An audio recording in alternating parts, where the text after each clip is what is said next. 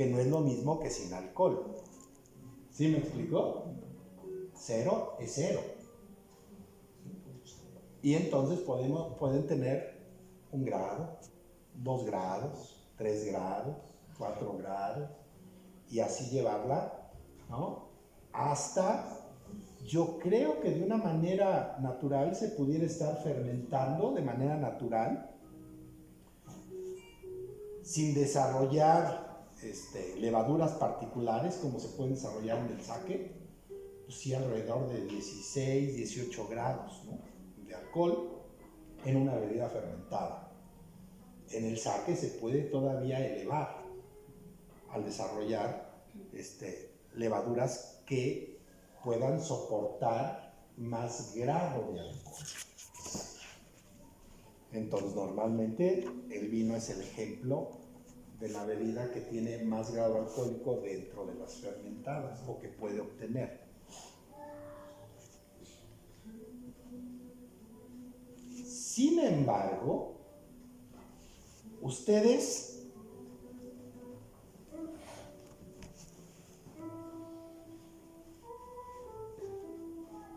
están pasando de una manera lineal. Pero resulta que hay subprocesos. Para poder llegar de aquí hasta acá, en esta parte hay subprocesos. Y vamos a platicar un poquito de ese subproceso que se da, ¿no? Porque yo dije, bueno, ya tomaron ustedes algo de fermentación, no les voy a repetir lo mismo. Tenemos que incorporar algo diferente. Y entonces vamos a incorporar algo diferente. ¿Sí? Y por eso les pongo aquí.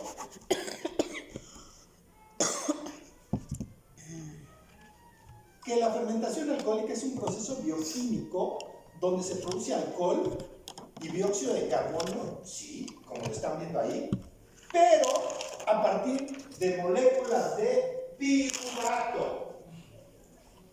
Piruvato.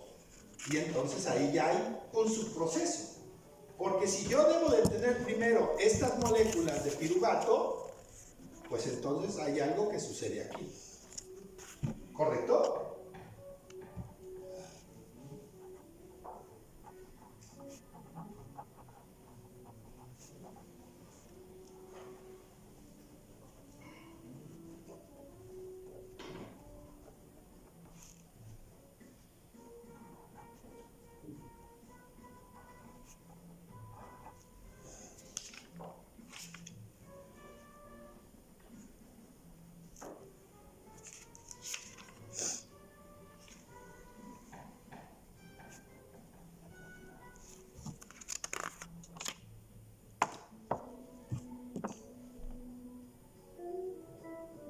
Y el piruvato es el producto final de la glucólisis.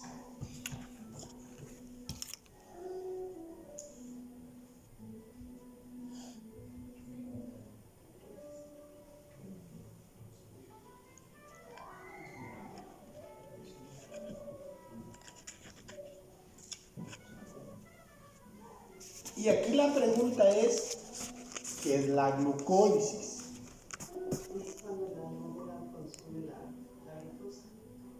La levadura consume la glucosa, ¿no?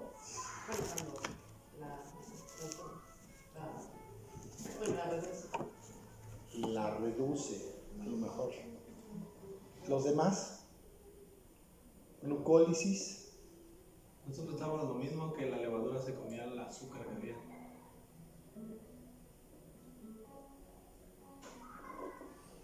Sí lo va a hacer, pero primero tiene que haber una glucólisis.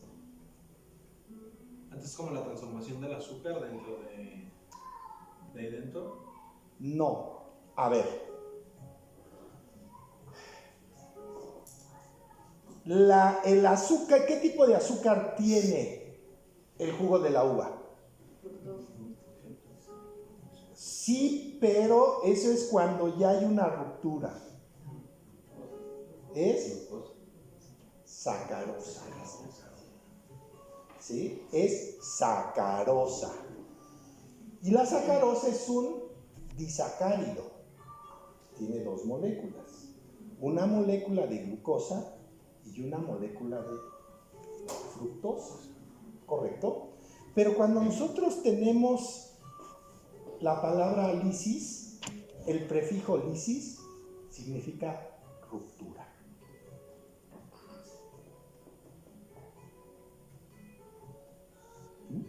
Ruptura, separación. Entonces necesitamos primero que haya una ruptura de la molécula de azúcar para después ser degradada por la levadura, ¿no? Y aquí tienen ustedes la glucosa.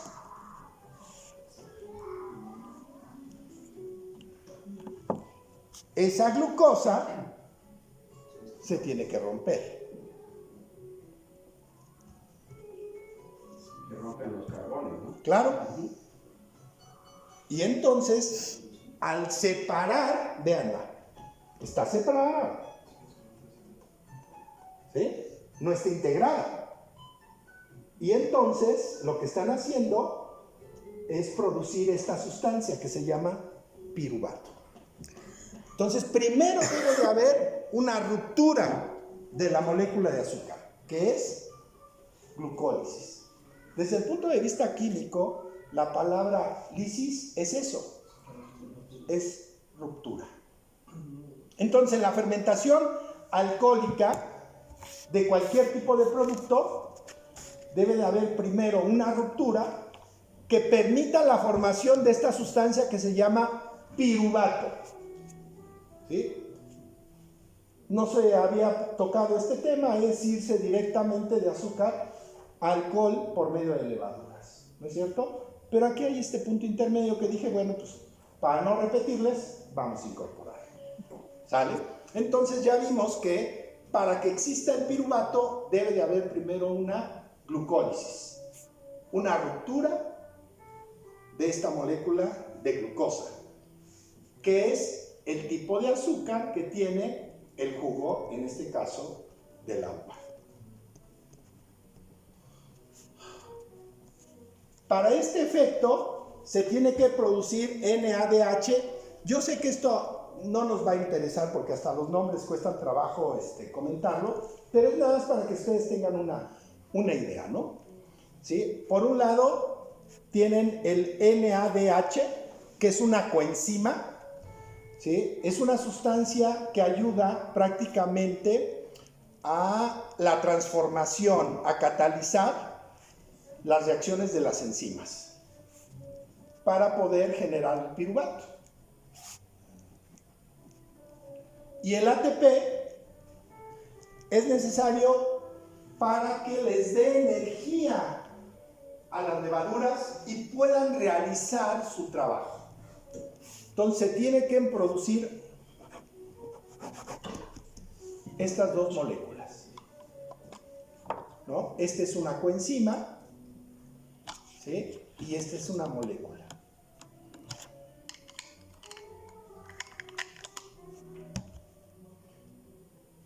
Si esto no se produce, no se llega a esto. Si no se llega primero a esto, no vamos a tener una fermentación alcohólica.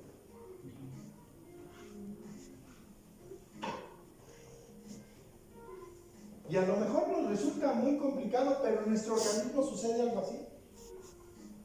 Nosotros empezamos la digestión aquí, miren, en la boca, a través de las enzimas que tenemos en nuestra saliva. Y esas enzimas es lo que pudiera ser un NADH. Empieza la digestión aquí. Ayudan a ir degradando los alimentos que llegan, ¿sí?, al aparato digestivo, donde se van a realizar completamente, ¿no? Pero es lo mismo, es un paso intermedio, todo lo llevamos desde aquí. Entonces tiene que producir primero el piruvato. ¿Está claro? Sí. Y aquí les pongo, ¿no? NADH, vean el nombre. Nada más se los pongo para que lo tengan, ¿eh? Nicotinamida, adenina, dinucleótido reducido. Eso es lo que significa cada una de esas letras. ¿No? Y sería esto. Entonces, no nos interesa mucho, pero sí para que tengan ustedes un elemento de decir hay algo más. Y este algo más tiene que ver con esto. ¿Estamos?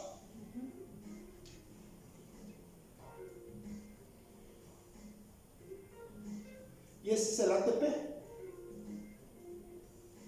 el adenosintrifosfato.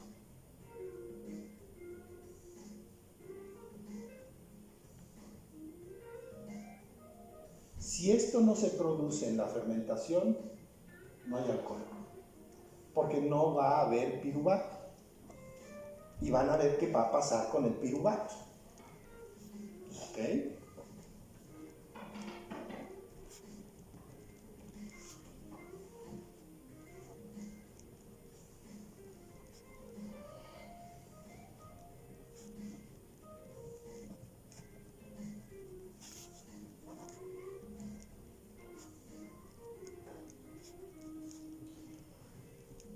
Para transformar ese piruvato del punto anterior hacia alcohol etílico, hay que seguir dos puntos que tienen que ver con enzimas. El primero,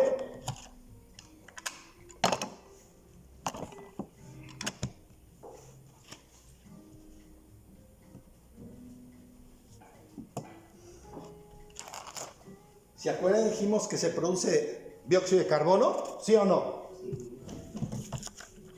Se libera el gas carbónico.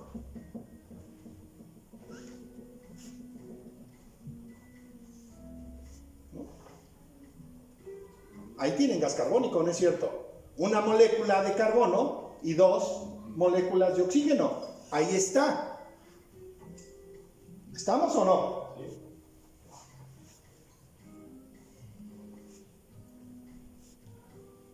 En este paso, el piruvato que tiene 3 carbonos, ahí están,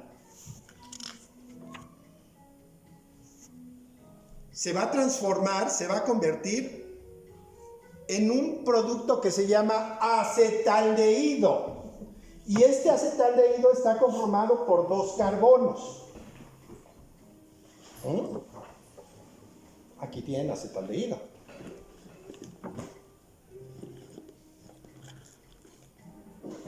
Con una molécula de dióxido de carbono, que es la que se manifestó al principio. Es esta. Pero para ello se necesita una enzima que se llama piruvato descarboxilasa. Y es esta.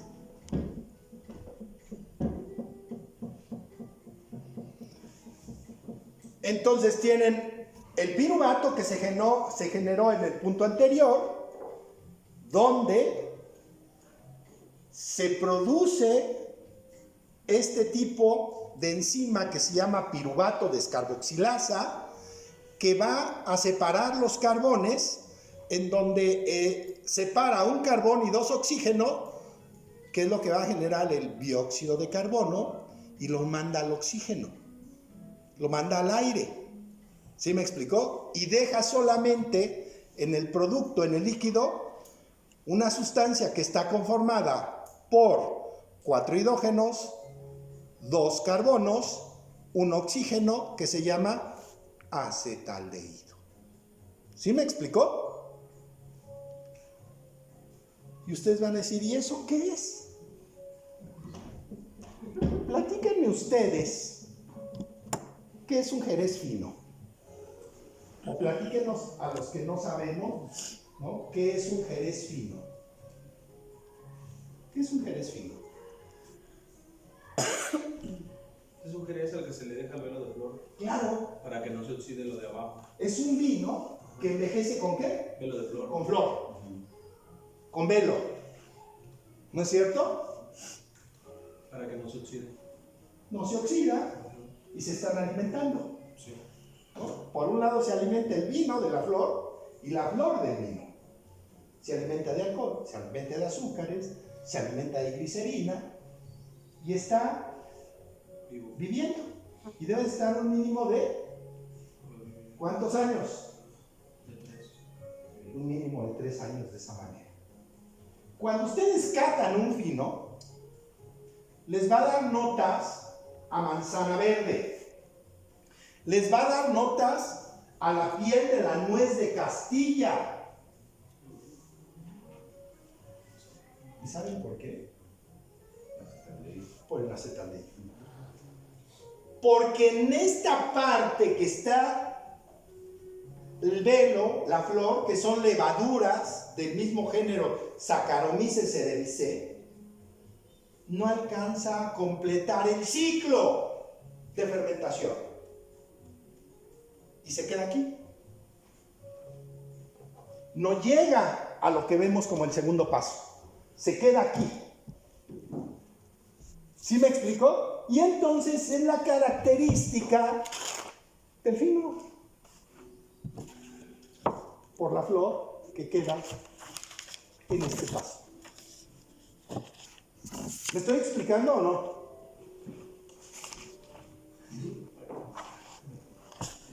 No completa el ciclo.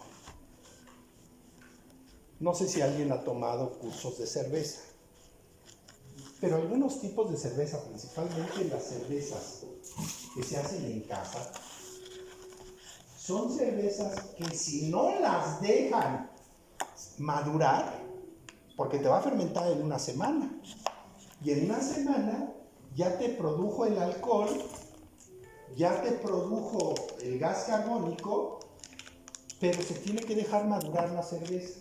Y se tiene que dejar madurar 15 días, 3 semanas, un mes. No la dejan madurar y va a pasar lo mismo. No completa el ciclo de fermentación. Y te va a dar notas de manzana verde.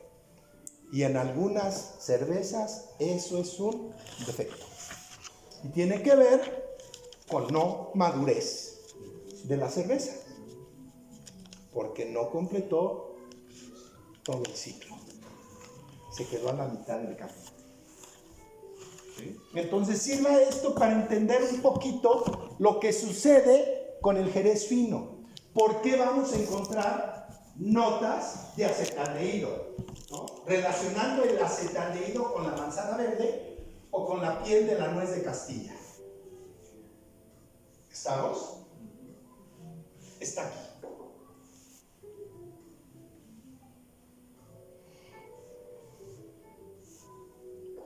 Y entonces tenemos acetaldehído, ¿sí o no? Y viene el punto 2. Tenemos acetaldehído, que es esto que tenemos aquí, la de 4 hidrógenos, 2 carbones y un oxígeno. Ese acetaldehído se tiene que transformar. ¿En qué? En alcohol. ¿En qué tipo de alcohol? Etílico.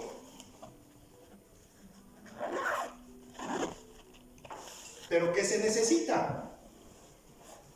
Una enzima que se llama alcohol deshidrogenasa. Si no hay esta enzima de alcohol deshidrogenasa, nos quedamos en acetaldehído. Y no se produce alcohol. Debe de existir esta enzima para que el acetaldehído sea transformado en etanol.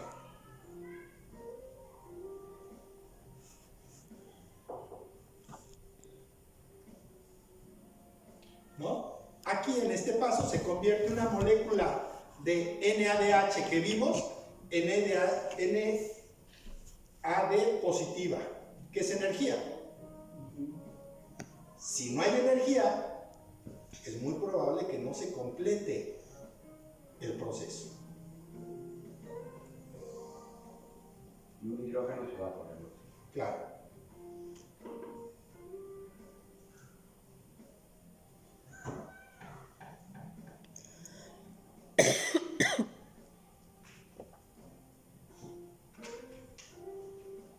Y entonces ya vimos dos pasos que no habíamos comentado, que son necesarios que se produzcan para la generación de alcohol, en este caso en un vino. ¿Estamos o no? No te preocupes. Esto, tú quédate con la fermentación alcohólica, es azúcar más levadura, que te va a producir alcohol, gas carbónico y calor. Quédate en eso. Aquí yo quise meter esto para poderle dar a las personas que ya habían estado con nosotros algo más y no repetirlo.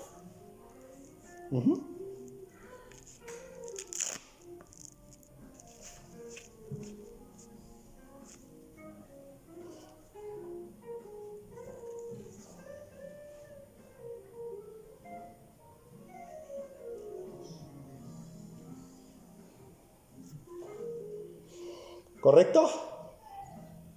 ¿Alguna pregunta, alguna duda que tengan de aquí?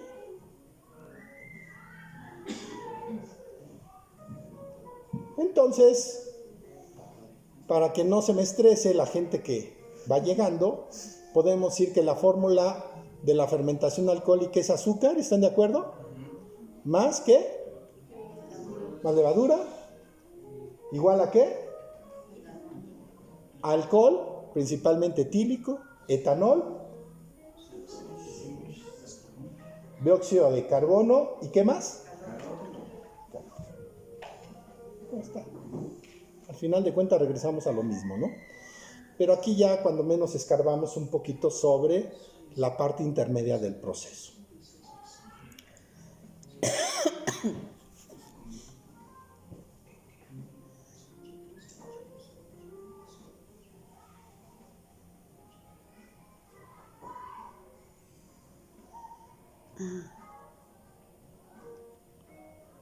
Entonces, la palabra fermentación viene del latín fervere, que significa hervir. Y no es que hierva, no es que entre a punto de ebullición para que hierva. Lo que sucede es que el gas carbónico que se desprende al principio de la fermentación, a la cual se conoce como fermentación tumultuosa, parece que estuviera en ebullición. O está en ebullición, pero no por temperatura, sino por generación de gas carbónico. Vean, no es por calor, es porque se está produciendo CO2 y se está liberando y está en ebullición, ¿no? Está en efervescencia. Entonces dijeron, no, pues esto hierve, y por eso le pusieron fervere, de donde se viene a desembocar la palabra fermentación. Un proceso de fermentación es un medio de conservación. ¿Por qué es un medio de conservación? Porque transforma sustratos inestables, como son los azúcares, que vimos que pueden transformarse, en compuestos más estables, como son los ácidos y los alcoholes, ¿sí? Que son más difíciles de ser modificados por microorganismos.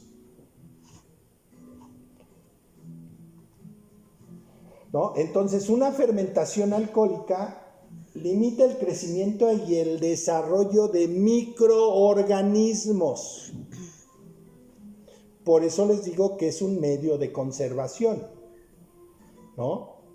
Porque limitan o evitan ese desarrollo microbiano en el producto.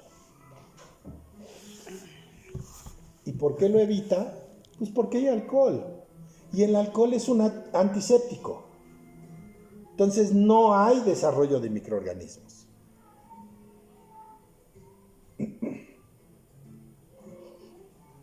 Y además no solamente se producen alcoholes como etanol, se producen ácidos. Y los ácidos también son conservadores. Los ácidos también son antisépticos. Tan es así que si hacen un guacamole y no le ponen limón, en poco tiempo se va a oxidar, ¿no? Entonces hay quien conserva algunos productos en ácido y se mantiene, o en alcohol y se mantiene más tiempo. ¿Se entiende o no?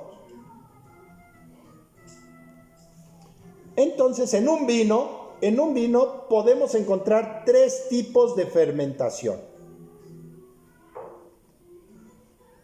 La fermentación alcohólica, la fermentación láctica, que muchos dicen que no es una fermentación, y creo que no es una fermentación, pero se le ha llamado comúnmente fermentación. Es más una transformación, porque lo que están utilizando aquí son bacterias lácticas, ¿no? Y la fermentación acética,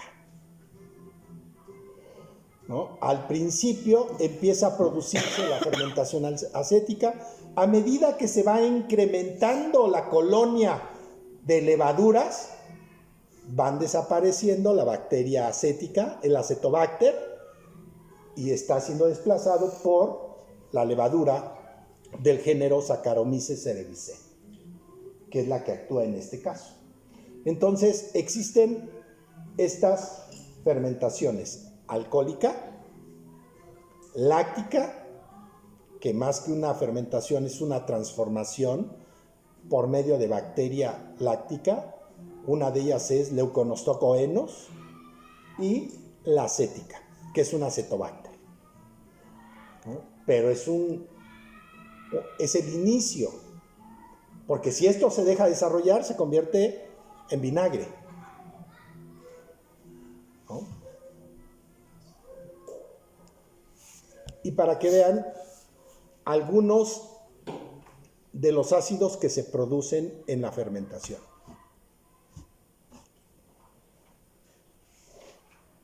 Tienen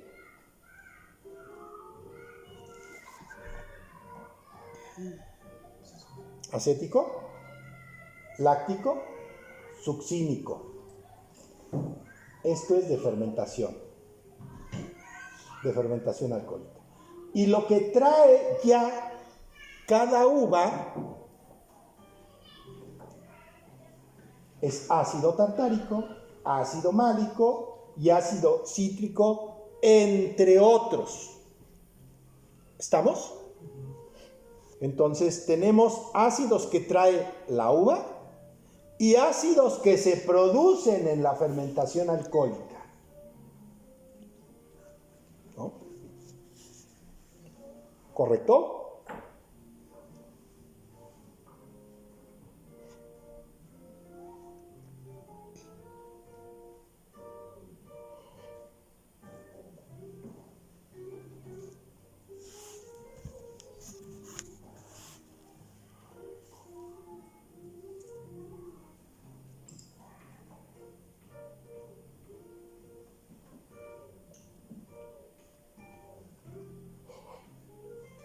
Decíamos, el tipo de azúcar que tiene la uva se llama sacarosa. Y la sacarosa es un disacárido. Cuando hablamos de monosacárido, una molécula. Disacárido, 2 moléculas. ¿Correcto? Y aquí tienen las 2 moléculas. Todo esto es sacarosa. Una molécula de glucosa, una molécula de fructosa. La Saccharomyces cerevisiae es glucófila. ¿Qué quiere decir? Que le gusta la glucosa. Entonces, cuando empieza a hacer su trabajo, se come principalmente esto. y deja lo que menos les gusta para después, que es la fructosa. Entonces, en los vinos dulces,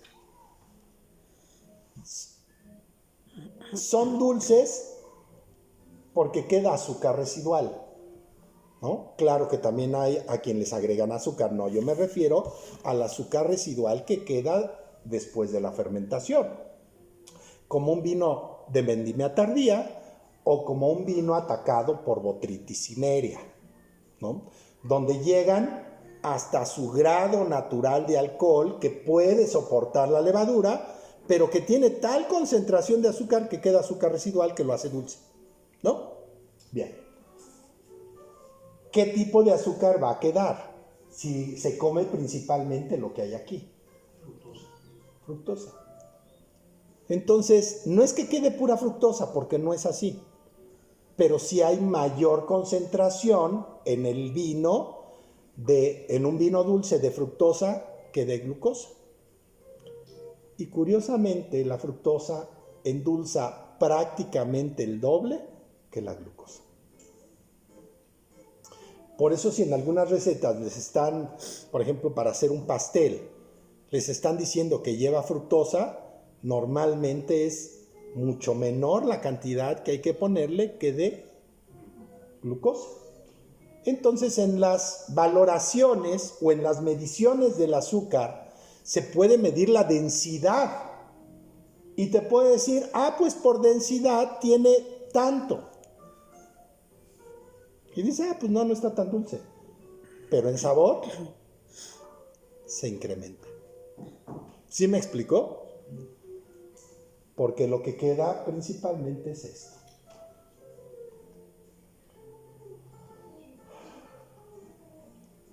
Y bueno, acuérdense, las levaduras se van a reproducir por gemación.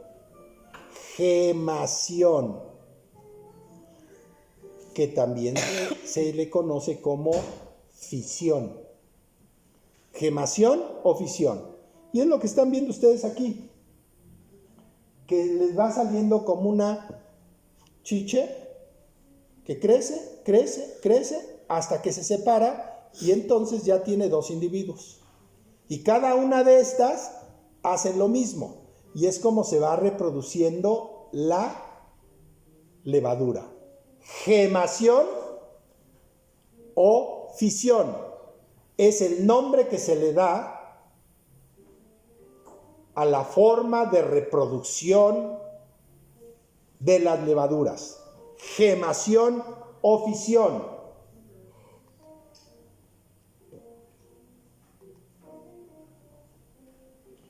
Y la fermentación es anaerobia, es decir, en ausencia del oxígeno, en ausencia del aire, por lo que ya platicamos. Vean, estas son levaduras vistas al microscopio y van sufriendo su gemación o su fisión. Las levaduras en la actualidad normalmente se seleccionan y se siembran en el vino.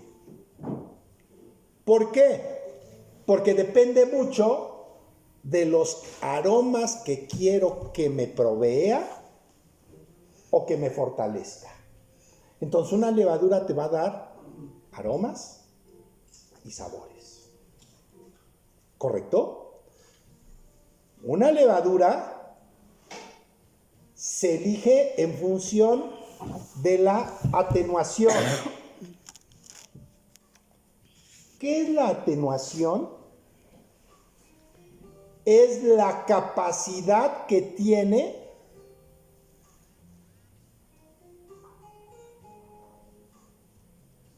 para iniciar sus trabajos. ¿Con qué rapidez trabaja?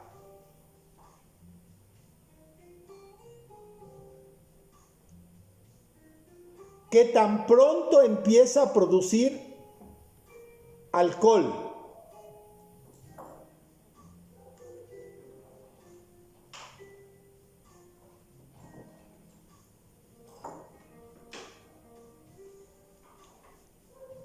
Algunas que tardan más, otras que tardan menos. ¿Qué es lo que quiero? También se eligen en función de lo que el enólogo o el winemaker decida.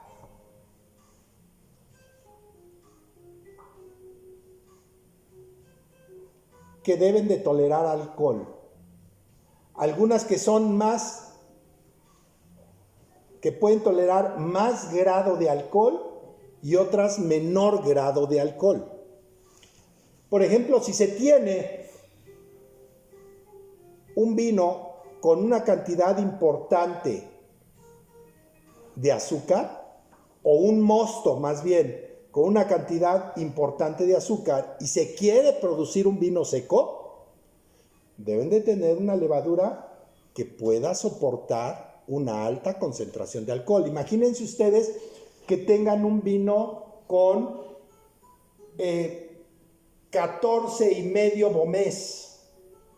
¿Qué significa 14,5 Bomés? Va a tener 29 de alcohol. ¿Que va a qué? Tener 29 de alcohol. No, 29 de alcohol no.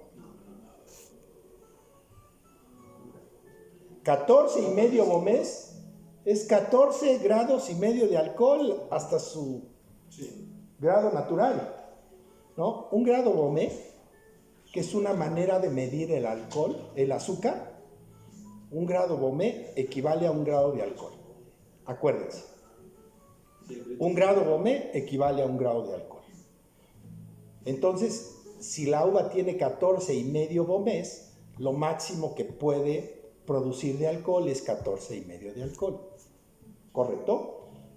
Pero si tiene 14 grados y medio y quieren hacer un grado de alcohol seco, sin azúcar, pues necesitan una levadura que soporte un alto grado de alcohol. No cualquier levadura les va a aguantar tanto alcohol. ¿Sí me explicó? Entonces, ya se seleccionan también, no solamente por los aromas que quiero que me produzca o que me refuerce, o los sabores, o con qué tanta velocidad puede transformar el azúcar en alcohol, sino también qué tanto alcohol quiero que tolere.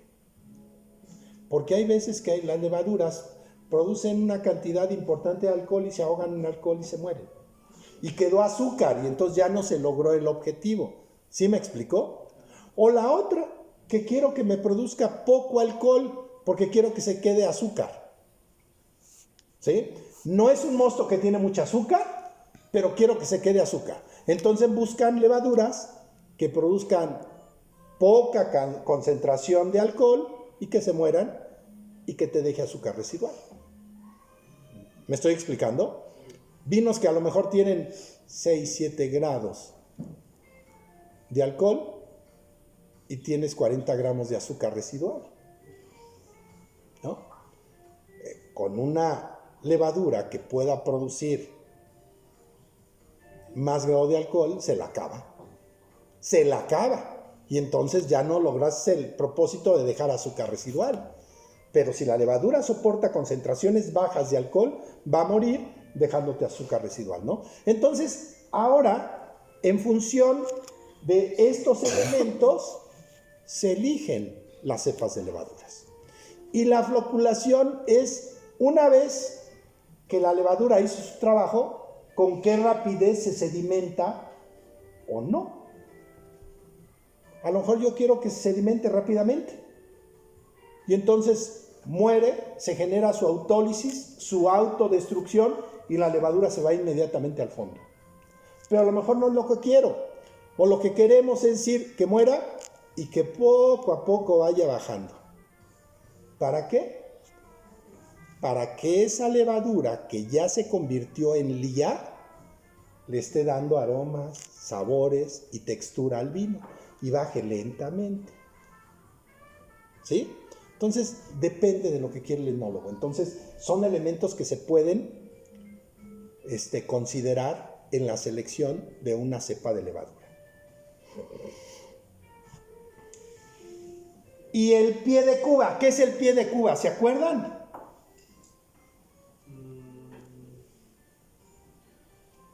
¿Pero le vas sacando los tanques? El pie de Cuba es tener una pequeña cantidad, ¿sí?, de vino en fermentación. La idea es tener levadura activa, levadura nueva, ¿no? Un pie de Cuba. Un pie de Cuba. Normalmente el pie de Cuba se calcula entre un 2 y un 10% del total de lo que se va a fermentar. Por decir una cantidad y por cerrar cifras, se van a fermentar 10,000 litros. ¿Cuál es el 2% de 10,000 litros? 200 litros. Entonces quiere decir que se puede tener un pie de Cuba con un mínimo de 200 litros. No es lo mismo que tenga una levadura que empiece a trabajar en 200 litros, que va a ser muy rápido, a 10,000 litros. ¿Sí me explicó? Que va a tardar más. Y el máximo de pie de Cuba dijimos que era el 10%. El 10% de 10,000 son 1,000 litros. Entonces pueden tener ustedes de 200 a 1,000 litros para que la levadura esté activa. Y lo trabajan desde antes. De otra manera, si no trabajan un pie de Cuba, ¿qué van a hacer? Pues los 10,000 litros, o los 50,000 litros, o los 100,000 litros, hay que ponerle la levadura. Y la levadura va a tardar, primero, en adaptarse, tropicalizarse. Y después, empezar a hacer su trabajo. Y entonces se va a alargar. Los recursos se van a incrementar. En cambio, si se tiene un pie de Cuba, la levadura está activa.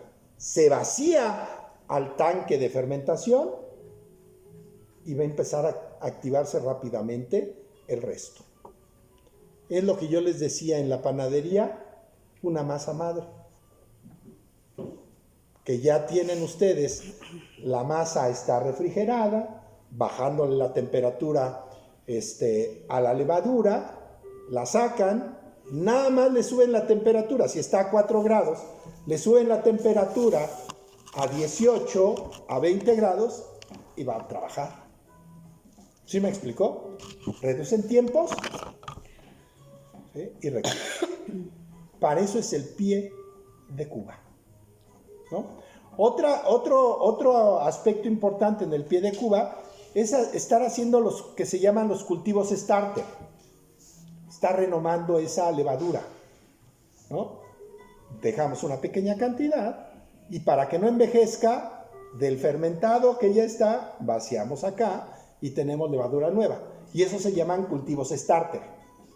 Y se están renovando y siempre se tiene levadura nueva y no me envejece. ¿Estamos?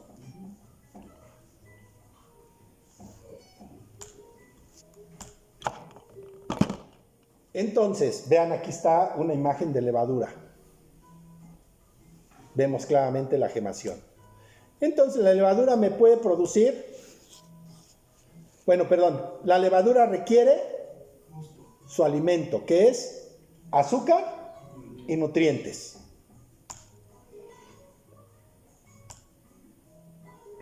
Se va a reproducir, que es lo primero que hace, incrementar la colonia de levaduras. Y entonces sí, me va a producir alcohol, CO2 y calor.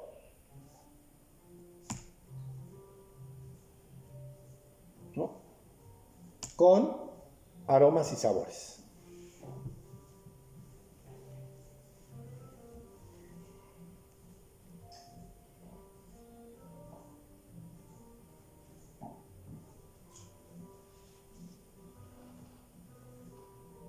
¿Hasta aquí alguna pregunta, alguna duda? todos? ¿Sí?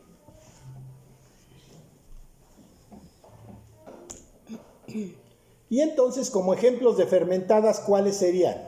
Bebidas fermentadas. El vino es uno de ellos. Cerveza, ¿qué más? Pulque. Whisky. No. Sí, el Jerez, que es un vino encabezado, ¿no? Fortificado. Sake. ¿Algo más? Posh. El aguamiel. No, aguamiel no. Es el pulque que dijeron, ¿no? Sí, aguamiel no. Aguamiel es un jugo. Y es dulce. Pero si se va a convertir en un fermentado, tendría que ser pulque. ¿Mande? Hidromiel, sí. ¿Cuál? Tepache. Así es. Tenemos el vino, tenemos la cheve, tenemos el sake, ¿no? Esta que nadie lo dijo, sidra.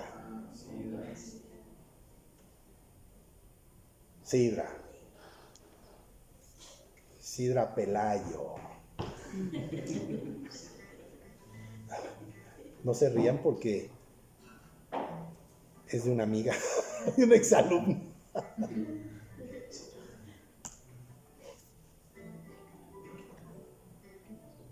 El pulquito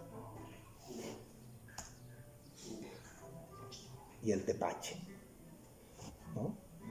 Con unos ricos taquitos, el tepache es sabrosísimo.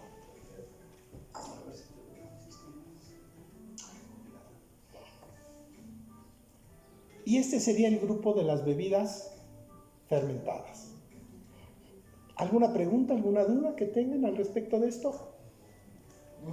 ¿No? Muy bien. Pasemos entonces a las bebidas destiladas. ¿Correcto? Y así como comentamos qué es una bebida fermentada, la pregunta sería, ¿qué es una bebida destilada?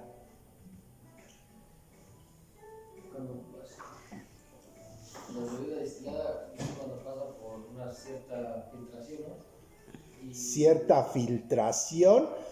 No, tanto como filtración no. Es un proceso físico-químico para separación de componentes de un compuesto que tenga más de dos. Y es a través de ebullición y Ok. todo el tema de evaporaciones y concentraciones. Ok, entonces de acuerdo a lo que dijo Beto, resúmanme. ¿Qué es? Pues es separar, ¿no? De separar de un líquido, separarle el agua y concentrar más alcohol. Ok. Pues hay los que tienen una o dos o varias. Y generalmente pues calientas abajo, arriba pones líquido frío para que cuando toque arriba se vaya, generalmente es por goteo. Ok. Lo van goteando cuando lo haces más chiquito, ¿no? Pero si es separar de un líquido general, quitarle el líquido y concentrar más alcohol. Quitar agua. Quitar agua. Como hiciéramos un ice wine, sí, separarle uno para acá y las aguas y los demás para acá, para el otro lado. Ok. ¿Sí, no? ¿Sí? Entonces podemos decir, es un proceso que permite la separación del alcohol, del agua, y esto es posible porque tienen diferentes puntos de ebullición. ¿Correcto?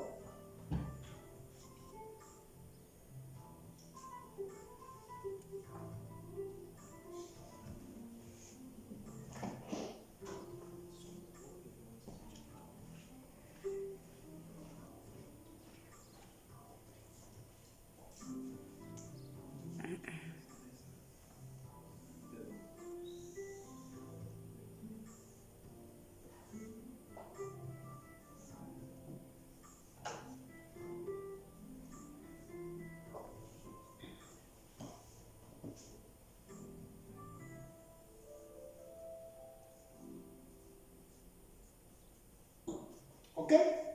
Tenemos nosotros un vino. vino de 10 grados de alcohol. Cuando hablamos 10 grados de alcohol, quiere decir que lo que hay en este recipiente, el 10% es alcohol, el resto es agua.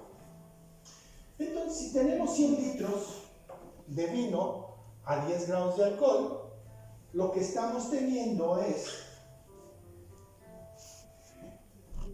son 10 litros de alcohol y tenemos 90 litros de agua, ¿no? Esto suma los 100 litros. ¿Están de acuerdo?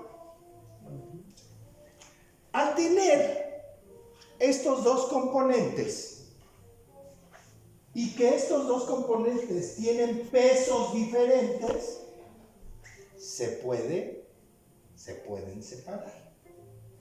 Para poderse separar se necesita calentar, porque se van a separar por la diferencia de puntos de ebullición. ¿Correcto? El agua es más pesada que el alcohol. Al ser el agua más pesada que el alcohol, necesita mayor temperatura porque tiene un mayor, ¿sí?, punto de ebullición, ¿no? Por ahí nos dicen que a nivel del mar, el punto de ebullición del agua es... ¿Cuál? ¿Qué grado? 100. ¿No? A nivel del mar, el punto de ebullición del agua son 100 grados. A 100 grados empieza a entrar en ebullición. ¿Correcto? Y el alcohol... 60 y tantos, 70. Es que depende del tipo de alcohol. ¿Sí me explicó? Hay alcoholes más livianos que otros alcoholes. Entonces habrá alcoholes que estén entrando al punto de ebullición de los 60 y otros que estén entrando al punto de ebullición de casi 80, 78 y medio. Y otros que estén cerca del 100, ¿sí?, de 100 grados de ebullición, 98 grados de ebullición. ¿Sí me explicó? Entonces, los primeros alcoholes, que son los más livianos, son los alcoholes más nocivos, que está cargado de metanol, de metílico. Nosotros debemos de buscar el del medio, de 78 y medio de alcohol, de temperatura, que es cuando empieza su ebullición. Entonces vamos a quitar los primeros alcoholes, que son nocivos, y los últimos alcoholes, ¿correcto?, que también no son consumibles, son pesados, y nos quedamos con el del medio. Entonces, al tener nosotros que los alcoholes tienen menor punto de ebullición que el agua, se pueden separar. ¿Sí me explicó? Se pueden separar. Y es lo que sucede aquí. De acuerdo con estos datos, de los 100 litros a 10% de alcohol, imagínense que nosotros vamos a hacer un brandy. De ese vamos a hacer un brandy. Y lo que queremos es tener un brandy a 50 grados de alcohol. Un brandy a 50 grados de alcohol. Mi pregunta es, ¿qué cantidad de brandy tenemos al final del proceso?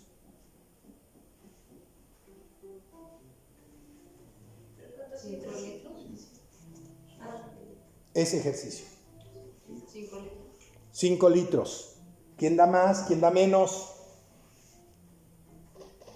O sea, vamos a obtener un total de 10 litros de alcohol en general. Y queremos un brandy que tenga la mitad de esos 10 litros. Queremos 50 litros de brandy. 50, ok, entonces tendríamos que hacer 500 litros, destilar 500 litros. No, porque no tengo más que 100. Tengo 100 nada más, 100 litros de vino. Y con esos 100 litros de vino, yo quiero tener un brandy a 50 grados de alcohol. 50, ¿no? Mi pregunta es, ¿qué cantidad de brandy tengo al final del proceso? 50. No.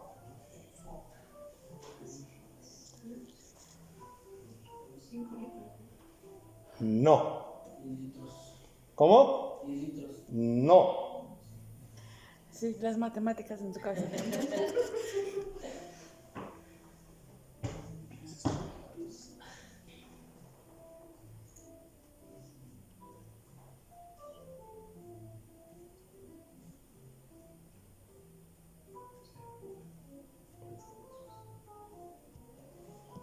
Va. 10 litros, entonces. No. Nosotros queremos un brandy a 50 grados. ¿Están de acuerdo? La pregunta es, ¿qué cantidad de brandy vamos a tener? Tengo 100 litros de vino a 10 grados. Empieza a calentar. ¿No? Llegamos a la temperatura que se desprende el alcohol y empezamos a tomar el alcohol.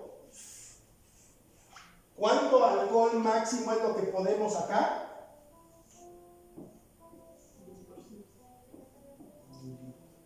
Si fuera posible, 10 litros, ¿no es cierto?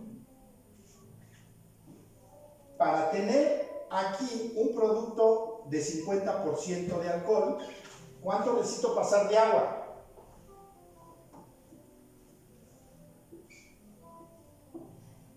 10 litros.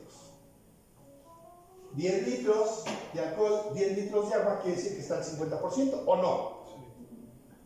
¿Sí? Y entonces me está dando ¿cuánto?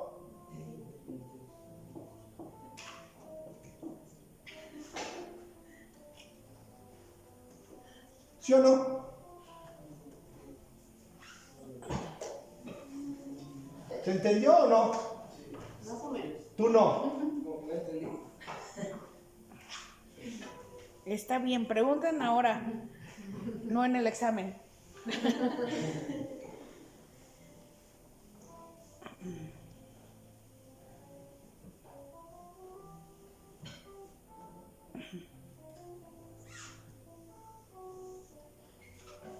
Aquí tengo 100 litros. Es un vino. Tenemos en un tanque 100 litros y son 10 grados de alcohol. ¿Sí? Quiere decir que aquí el 10% de esto que son 10 litros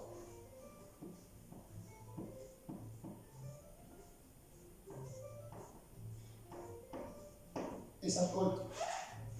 ¿Sí o no? Si ustedes ven una botella que dice 15 grados de alcohol, quiere decir que lo que hay en esa botella, el 15% es alcohol, el resto es agua. ¿Sí me explicó? ¿Cuánto hay de agua?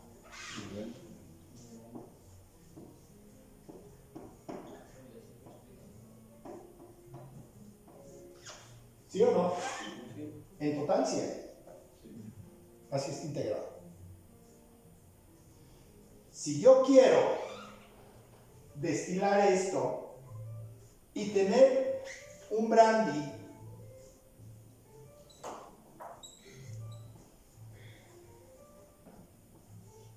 de 50 grados de alcohol, ¿correcto? La pregunta sería, ¿qué cantidad tengo aquí de esto? Vamos a pensar que pudiéramos pasar el alcohol. ¿Cuánto es de alcohol? 10. 10 litros. Serían 20. Más, ¿cuánto necesito pasar de agua para que esto esté al 50%? 10 litros. Esto es alcohol. Esto es agua. ¿Sí o no? ¿Cuál es el total? 10 más 10, 20 litros de brandy al 50%. ¿Cuánto desechamos? 80 litros. Y esos 80 litros se llaman vinazas. Desperdicio. Al final de cuentas es lo que hacemos con la destilación. Quitamos agua, recuperamos lo más que podamos de alcohol y al final de cuentas vamos a arrastrar agua. ¿Sí me explicó? Y eso es lo que nos va a dar el porcentaje de alcohol en la mezcla. Y esto se hace gracias a que hay diferentes puntos de ebullición. El alcohol tiene un menor punto de ebullición que el agua. Por eso lo primero que se recupera en la destilación alcohólica es alcohol, ¿no? Y entonces a medida que se va incrementando la temperatura vamos arrastrando más agua, más agua, más agua y más agua. ¿Se entendió o no? ¿Preguntas? No, creo que no. ¿Está claro? ¿Ahora sí? ¿Sí?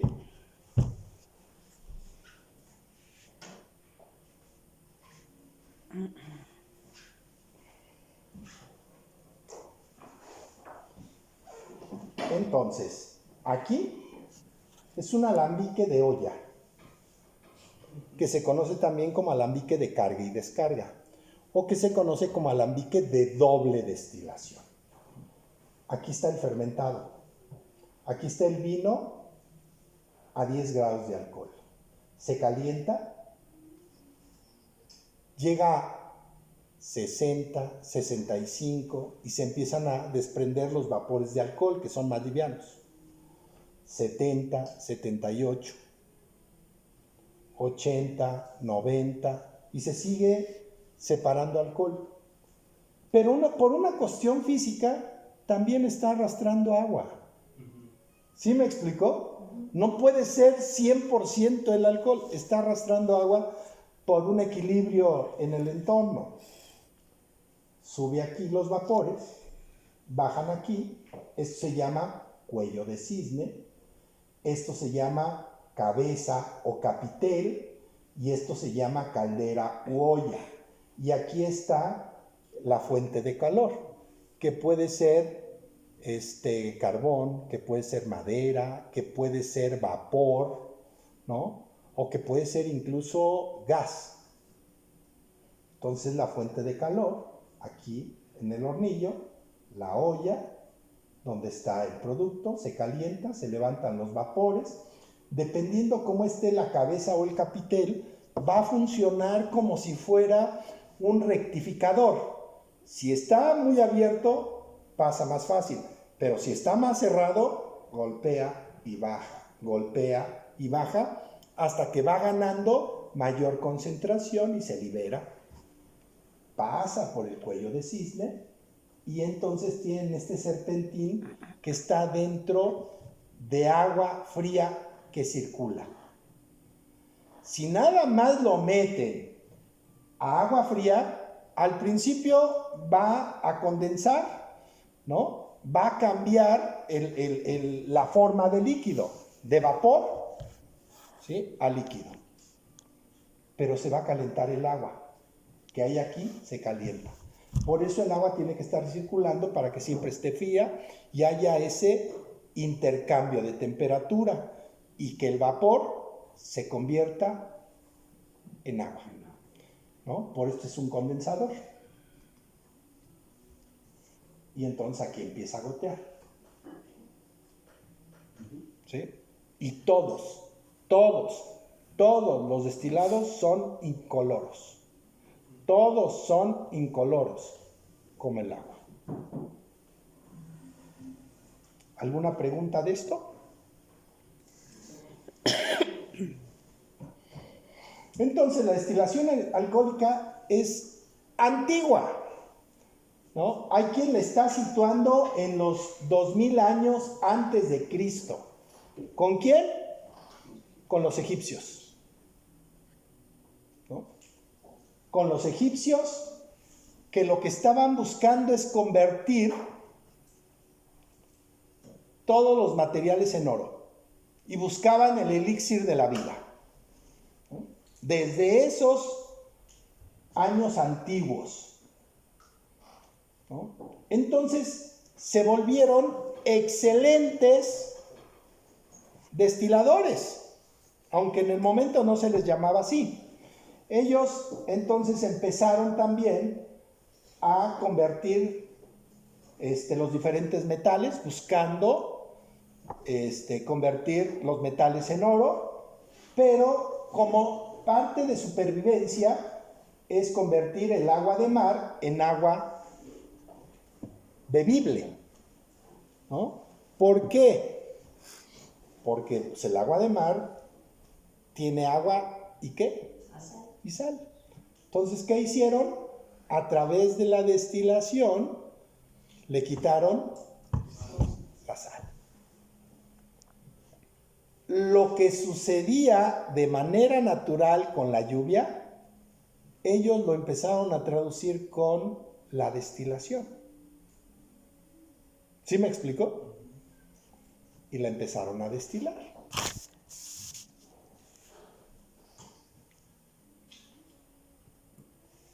Obviamente, si tienen un agua completamente destilada, el organismo no la va a aceptar. Así como la toman, la desechan. Entonces el organismo nunca se va a hidratar con agua destilada. ¿Sí? Pero para eso necesitan mucho. Y un agua de mar que tiene una cantidad muy elevada de sal, pues claro que también arrastraba algo de sustancias minerales que permitían que el organismo pudiera mantenerla, ¿no? Después los griegos para el año 1000 a.C. y los romanos para el año 200 a.C., ¿no? Tratando de convertir, ¿sí?, los metales, en este caso como el mercurio, en oro. Y los árabes ya en el siglo I descubren el alcohol. Porque ya no destilaban ni metales, ya no destilaban solamente el agua, sino que empezaron a destilar el vino. Y entonces, en este siglo I, acuérdense que la edad media inicia con la caída del Imperio Romano. Un imperio romano que tardó prácticamente 400 años en caer. Y es lo que marca nuestra era. Entonces, ya los árabes que empiezan a descubrir los secretos de la destilación y descubren el alcohol, pues, prácticamente es algo que se desarrolla en la Edad Media, ¿no? En Europa se introduce el tubo de salida, ¿sí?, en los alambiques primitivos. Y ese tubo de salida va a permitir recuperar sustancias de bajo punto de ebullición, ¿no? Entonces tienen aquí este tubo de salida, tienen esto en agua y entonces lo convierten, los vapores los convierten en líquido. Así de sencillo. Pero ¿quiénes lo introducen? Los europeos, ¿no? Entonces, en la parte alta de la Edad Media, prácticamente el vino y los destilados se producían en los monasterios. Acuérdense que quien parte el queso en la Edad Media, que fue durante 10 siglos prácticamente, pues es el clero, es la iglesia, que son los que dominan prácticamente el mundo durante 10 siglos, lo que se conoce como la Edad Media. Entonces ahí, si bien no hay un desarrollo como tal, porque todo esto se centra en la parte del clero, la parte del vino y el alcohol sí es algo que se promueve. Primeramente el vino, porque era parte no solo del consumo del clero, sino también de la celebración de las misas, ¿no? Para realizar la Eucaristía, para convertir al común denominador de la gente en cristianos. Entonces celebraban las misas, utilizaban el vino, etcétera, etcétera, que hasta nuestros días lo seguimos escuchando, ¿no? Y entonces el padre se toma la copita de vino porque es la sangre de Cristo, y después te dan también las hostias. Las hostias, que es el cuerpo de Cristo, etcétera, etcétera. Entonces, se promueve de manera muy importante en la Edad Media, pero también en la Edad Media se generan enfermedades, se generan pandemias. Yo creo que la pandemia de la peste negra dejó más muertes que ahora en la pandemia del COVID. ¿Cómo solucionaron esta peste negra, que fue una peste generada principalmente por ratas, ¿no? Por eso decían que el vino era más puro que el agua, porque el agua estaba prácticamente contaminada, ¿no? Y vivían en mucha suciedad, y las ratas transmitían esta enfermedad, o la transmiten, que es la peste negra. Entonces ahí se generó una pandemia, y una manera de enfrentar y resolver el problema de la pandemia fue el alcohol. Entonces el alcohol surge principalmente en un destilado con un fin terapéutico, con un fin medicinal, para poder hacer frente a este tipo de enfermedades, ¿correcto? Y después fue utilizado para perfumes, ¿no? En los conventos, en los monasterios, en las abadías, se empieza también a desarrollar con el alcohol licores a base de hierbas, ¿no? Y de los primeros licores, pues tienen ustedes el Chartreux, que se hace en monasterios, ¿no? Y eso es parte de lo que sucede aquí con el alcohol, ¿sí? Entonces, en la Edad Media trabajaban principalmente obtención de alcohol a través de alambiques, que se conocían como alquitaras en aquel tiempo, que es lo que hoy conocemos como el alambique que les mostré, un alambique de olla, un alambique de carga y descarga, un alambique de doble destilación. Entonces, en esta Edad Media utilizan la alquitara, pero como la alquitara no puede producir alcohol de alto grado, o de medio grado, o de bajo grado, entonces tenían que redestilar el producto. Entonces, tendrían que hacer 2 destilaciones, por eso se habla de una destilación doble, ¿no? Una primera destilación de 25, 28 grados, se redestila para llevarlo a 50, 60 grados, ¿no? 70 grados. Entonces, en los monasterios hicieron esa doble destilación. Como les decía, entonces en la destilación alcohólica, esto es factible lograrse porque el alcohol es más liviano que el agua.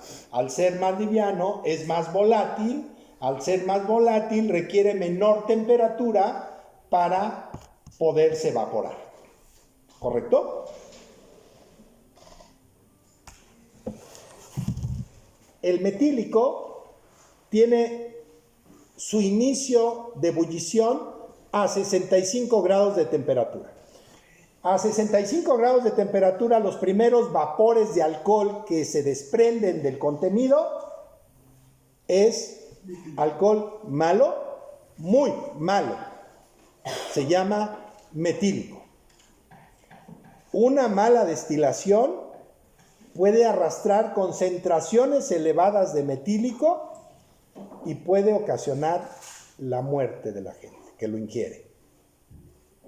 ¿Correcto? Entonces, hay que estar muy ciertos de la procedencia del alcohol que estamos ingiriendo. El alcohol etílico rompe a los 78,5. Entonces, primero llega a 65 grados y se desprenden vapores de metílico.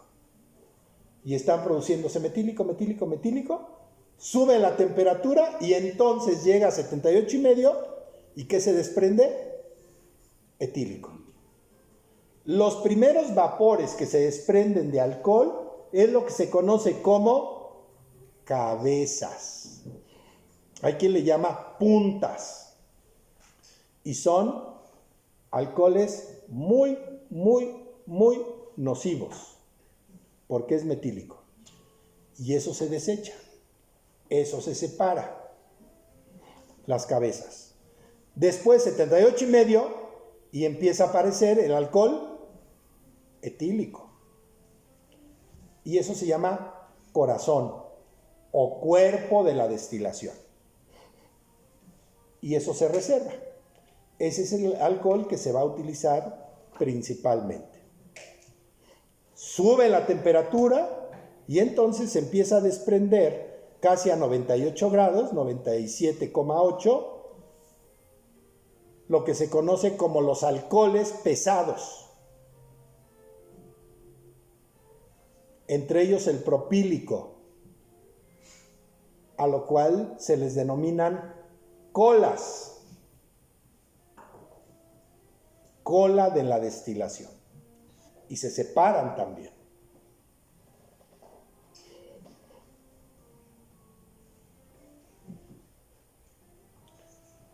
Hay quienes en la doble destilación, cuando se utiliza un alambique de olla, en la doble destilación quitan cabezas y colas en primera y segunda destilación.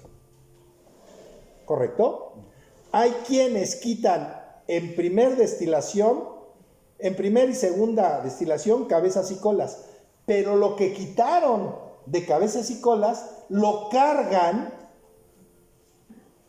en el vino que se va a destilar nuevo. ¿Sí me explicó?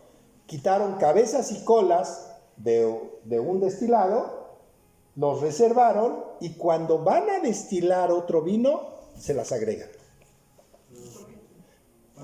Lo que te dicen es que a mayor concentración de cabezas y colas es más fácil retirar mayor cantidad. Y eso es muy lógico. Cuando vas teniendo menor cantidad de alcohol, es más difícil separarlo. Entonces buscan ellos mayor concentración para quitar más fácil cabezas y colas. ¿Sí me explicó? Pero son técnicas de destilación. No hay verdad absoluta. Ustedes les preguntan a algún maestro destilador y te puede decir, no, yo quito en los dos y así lo funciona. Habrá otros que digan, no, yo quito hasta segunda destilación. Y habrá otros que digan, no, yo de la primera destilación lo agrego a un producto nuevo. Y el agua a 100 grados de alcohol. Todo esto es a nivel del mar. Entonces aquí podemos ver claramente cuáles son los diferentes puntos de ebullición de los diferentes líquidos que podemos encontrar en un fermentado. En este caso, en un vino.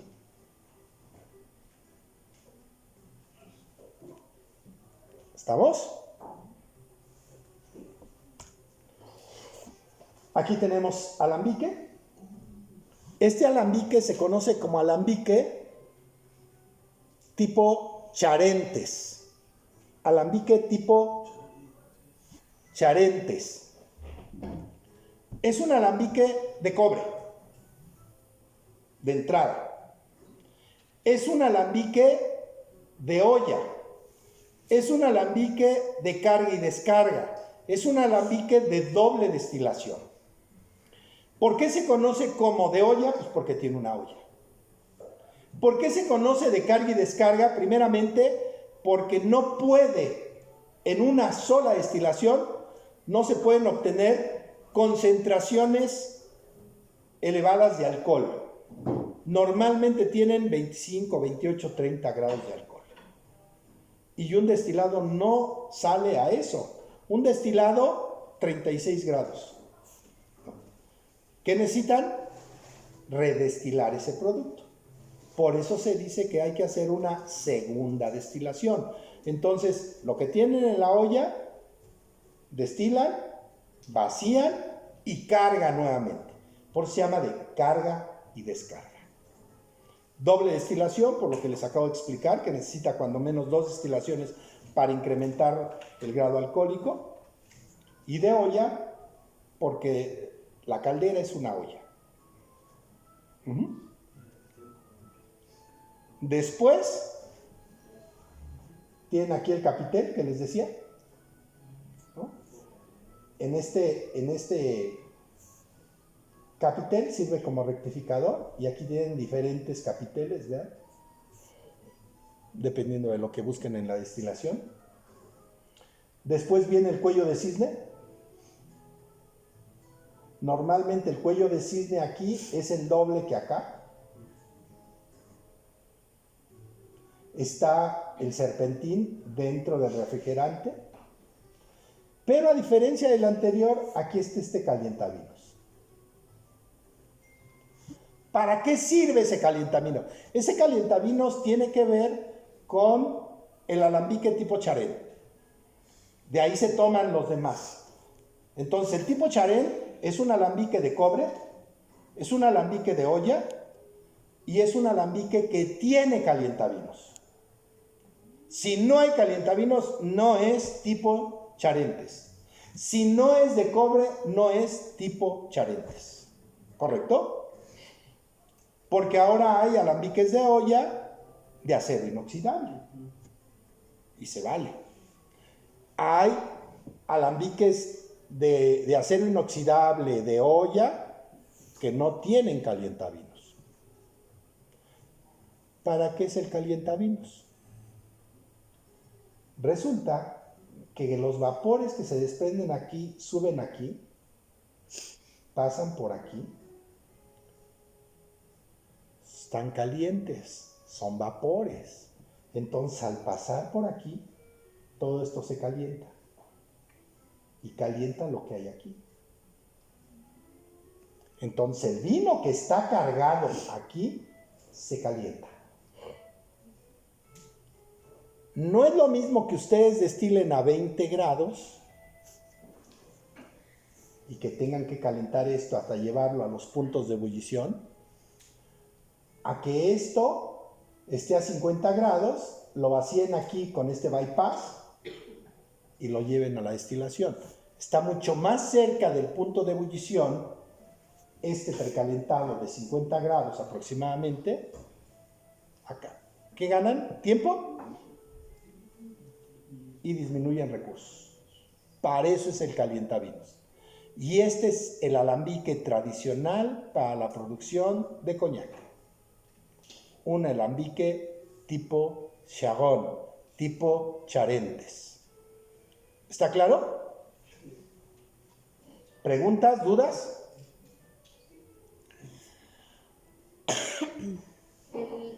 El cobre le da un sabor. Dicen que es el mejor conductor del calor porque te da temperatura homogénea. ¿Sí? Te da temperatura homogénea. Y no es un alambique, pero también es un destilador. Este se llama columna de destilación. Son las columnas de destilación. No son alambiques, son destiladores.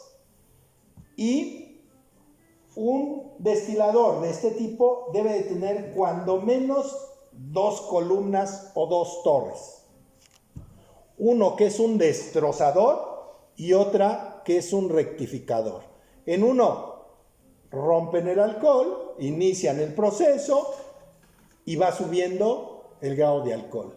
y en el otro prácticamente están rectificando. Lo que el capitel puede hacer en un alambique de olla, aquí lo hace otra columna. ¿Sí?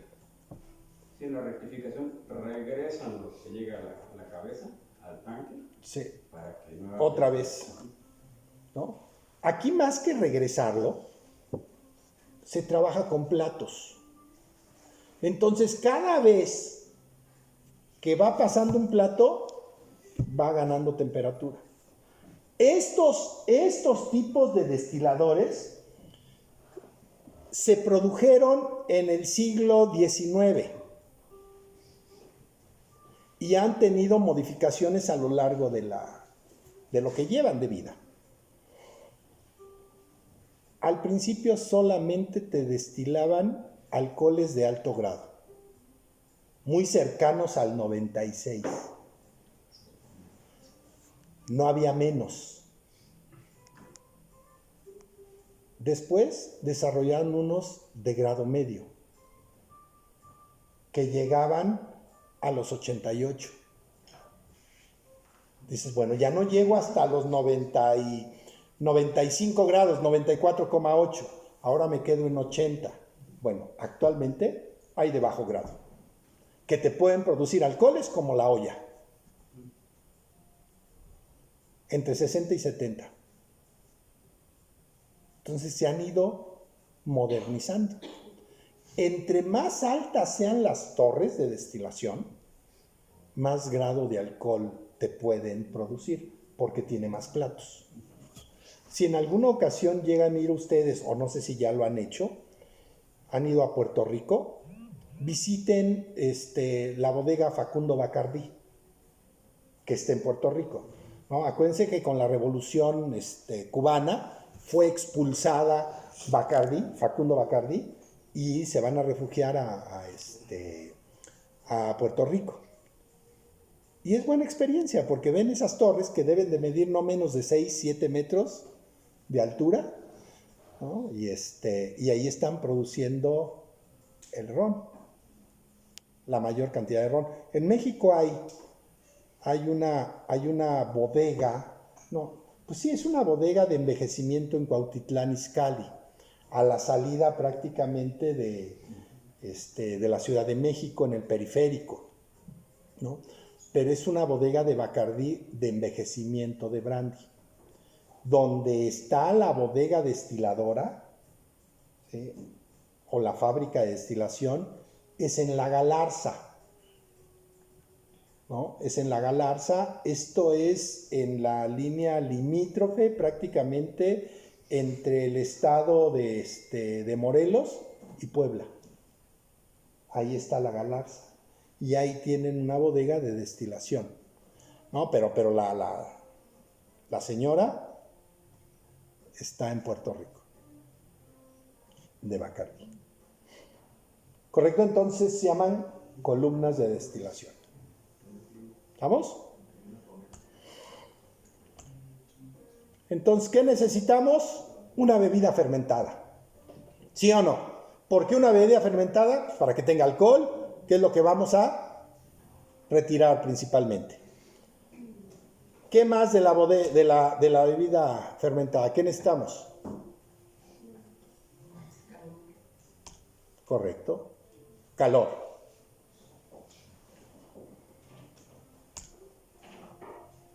¿Qué tenemos como resultado? ¿Mande? Pero no, ya. Líquido. ¿Qué tenemos como resultado?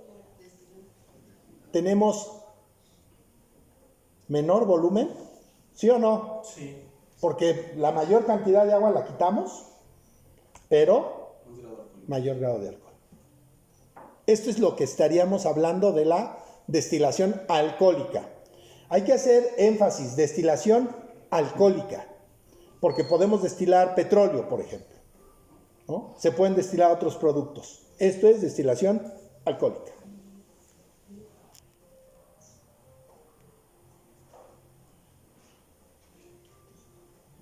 ¿Alguna pregunta, alguna duda? ¿Seguro? Ok.